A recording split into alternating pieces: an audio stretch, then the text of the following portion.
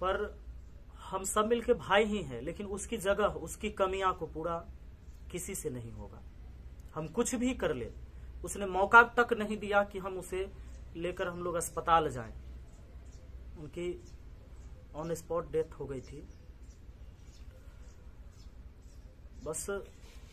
और sir last time आप पिछली 9 तारीख को मिले थे, उसका बर्थडे उसका बर्थडे था, लास्ट बर्थडे। बहुत बदमाशी किया हमारे साथ, बहुत बदमाशी। मैं सोचता था कि इतना क्यों बदल रहा है, मतलब बहुत छेड़छाड़ कर रहा है। हमें चूंकि गुदगुदी लगता था तो वो जबरदस्ती पकड़वा देता था किसी से कि पकड़ के इनको गुदगुदी लगाते। मैं कहता था कि भाई मैं मर जाऊंगा, इतनी गुदगुदी मत लगाओ। मुझे क्या पता था कि वो बंदा मुझे लास्ट बार ऐसा कर रहा है। और सर आप जब लास्ट में बिहार जाने के लिए 1 घंटा सोए थे 11 बजे, और मैंने कहा सर को सोने दो, तो वो स्पेशल उठा के लाया। मेरा बर्थडे बार बार नहीं आता, सर को उठाऊंगा और केक खिलाऊंगा। और उसके बाद वो अपने को रवाना करने के लिए आया था। एक दोस्त नहीं था, एक भाई से भी बढ़कर था। कभी उसने भाई की कमी हमें महसूस होने ही नहीं दी थी।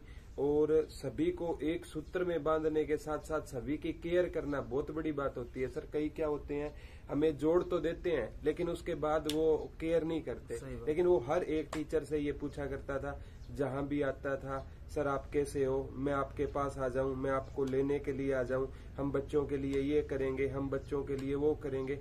यानी बच्चों के हित में सोचने वाले बहुत कम इंसान होते हैं। और 2 बहनों का अकेला भाई अगर चला जाए तो उस परिवार पर हम कल्पना भी नहीं कर सकते सर क्या बीत सकती है। और हम जब अजय सर और मैं और विनोद सर और बिंटू भाई जब गए थे ना सर, वहाँ पे ऑन द स्पॉट वो चेहरा आज भी हमारे सामने घूम रहा है कि पोस्टमार्टम के बाद हमने कैसे उसके भाई के शरीर को लपेटा होगा। तो ये चीजें सर मतलब बयान नहीं की जाती। तो एक तो भाई चला गया अपना, मतलब सब कुछ, परिवार का भी सब कुछ चला गया। कल को हम उस बहनों के भाई, वो उसकी कमी कभी मतलब खलती रहेगी। जब भी कोई मौका आएगा ना तो वो चीजें याद आती रहेगी। तो मैं सभी से यही प्रार्थना करूंगा कि हम सभी मिलकर सोमवीर भाई की आत्मा को परमात्मा अपने चरणों में, श्री चरणों में जगह दे और उनकी आत्मा को शांति मिले। यही सभी बच्चों से कहूंगा कि आप भी प्रे कीजिए, हम भी प्रे करते हैं भाई के लिए। और आप सबसे एक विनती और है यार, बाइक चलाते हो हम आप सब गलती करते हैं। कहीं इधर उधर नजदीक निकलते तो हम सोचते हैं कि हमें हेलमेट लगा के नहीं जानी है, बगल में ही तो जा रहे हैं। ऐसा न करना। हाथ जोड़ के आपसे विनती है कि सब लोग हेलमेट लगा के ही निकलना घर से। जब भी आप बाइक चला रहे हो तो हेलमेट बिना नहीं जाना। हमारा सोमवीर भाई भी हेलमेट लेके गया था, लेकिन जो पीछे बैठा हुआ था एक और भाई, वो हेलमेट लगा रखा था, सोमवीर भाई ने नहीं लगाया था। वो जो पीछे लगा के बैठा था वो भाई हमारा अभी बचा हुआ है, उसकी इलाज चल रही है और भगवान जल्दी उनको स्वस्थ करे। और बस आप सबसे रिक्वेस्ट है, ईश्वर से प्रार्थना करिए एक बार कि भगवान उनकी आत्मा को शांति दे। और सोमवीर भाई आपसे भी हाथ जोड़कर हमारी विनती है कि आप जहां कहीं भी होगे, आप हमेशा हमारे दिल में जिंदा हो, हमारे नजरों के सामने हमेशा हो, कि हमेशा वो हंसता हुआ चेहरा, बुलाया ही नहीं जा सकता, कभी उसके चेहरे पर उदासी नहीं आई, कभी शिकन नहीं है। चाहे लोग बहुत सारे डिप्रेशन में हो जाते हैं, परेशान हो जाते हैं, बहुत ज्यादा वर्क करने की वजह से लोग सोचते हैं कि भाई मैं बहुत थक गया हूं, ये नहीं हो रहा है, वो नहीं हो रहा है, लेकिन उस बंदे ने कभी अपने चेहरे पर उदासी नहीं लाई हम लोग के नजरों में। और दिल में एक जो दिमाग में छप गया है कि वो चेहरा हंसता हुआ मुझे आज भी दिख रहा है। जब वो पहली बार मिले थे, मैं आपको बता दूं, मैं खासकर मैं तो बिहार से हूं और गांव में रहता हूं, और वो हरियाणा से यहाँ से हैं। आज जो आप देख रहे हैं ना, ये धुरीना, पूरी अपनी धुरीना टीम जो चल रही है, आज जो एजुकेशन के क्षेत्र में पूरा क्रांति लाया है। बाकी लोग बहुत बड़े बड़े प्लेटफॉर्म थे जहां से बहुत महंगे महंगे कोर्स बेचे जाते थे, आज हमारा सोमवीर ही था जिसके वजह से बच्चों को, एक गरीब से गरीब का बेटा बेटी, चाहे वो कहीं रहते हो, गांव में रहें, शहर में रहें, कहीं से भी हो, कोई भी व्यक्ति, जो एक चलता था कि पहले महंगे कोर्स खरीदना तब ऑनलाइन पढ़ाई करना, उस सब को सरल बनाने वाला वो इंसान था।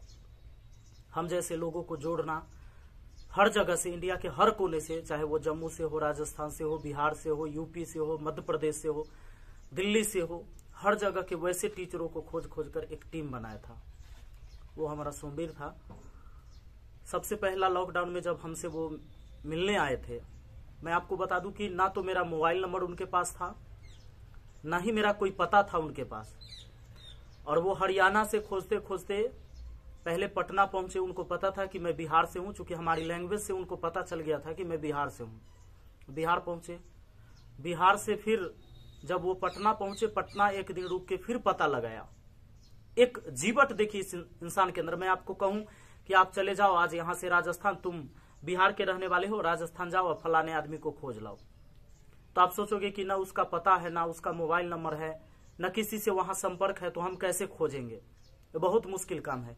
हो सकता है आप टाल दोगे, लेकिन उस इंसान के अंदर न होने की, कोई काम न होगा ऐसा उसके पास कोई शब्द ही नहीं था, जो अपनी जुबान से उसने कभी कहा हो कि मैं ये नहीं कर सकता, चाहिए ये नहीं हो पाएगा।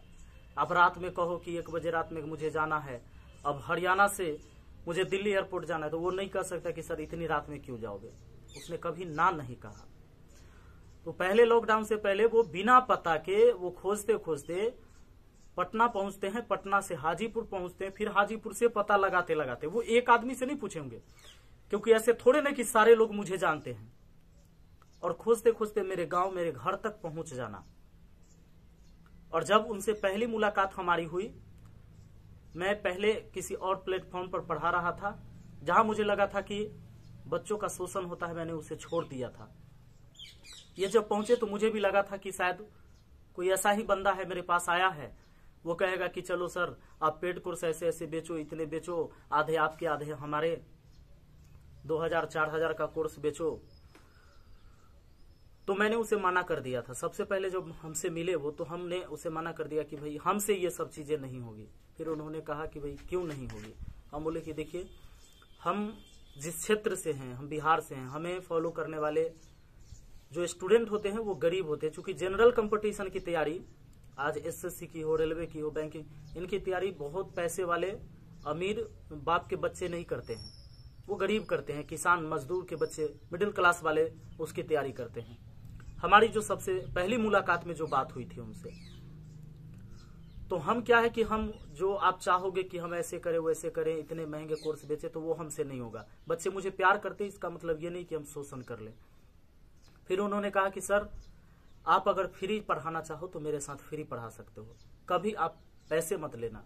लेकिन अगर आपको केवल ये लगे कि आज जो आप काम कर रहे हो, चाहे वो आपके साथ टीम काम कर रही है या सर्वर का खर्च आ रहा है एक एप्लीकेशन को चलाने के लिए, बस उतना ही करना और कुछ नहीं करना।